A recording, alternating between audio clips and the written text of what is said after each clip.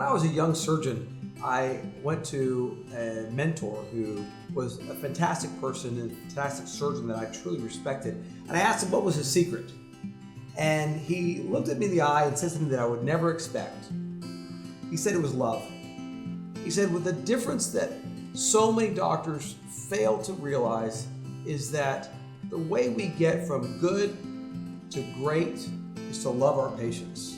Because when you love your patients, you treat them differently. You operate on them differently. You approach them differently.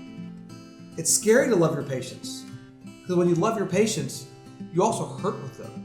You feel with them. It makes it uncomfortable sometimes, but it truly makes it better all the time. I'll go back to my own childhood and growing up, I was always told that I was a sensitive boy, which really bothered me that I was classified as such.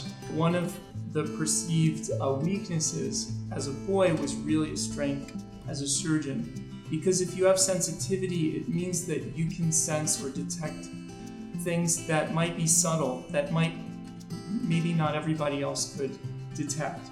Surgically in the operating room, the little warning signs and being able to be proactive and see a problem coming before actually encountering it, but also being sensitive to the patient and seeing where they're coming from and meeting them where they are.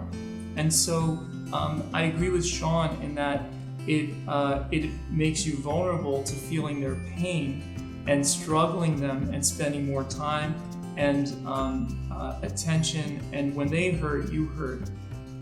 But I think that the highs are much higher and the satisfaction and fulfillment is much greater. It's just like your own having children. When they suffer, there is no worse pain, but also the joy is no greater. And so I feel the same way.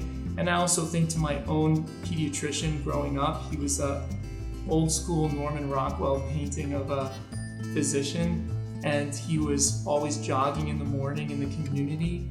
He was so capable, so calm, confident, and he loved us. And I felt he had a personal connection to me. I think it's very important, as I know you do as well, Sean, that when you're meeting a patient for the first time, to really get to know them, to look forward to seeing them, so they look forward to seeing you, and knowing that even if there's an issue, that you're going to be there for them, that you're going to take care of them all the way to the end.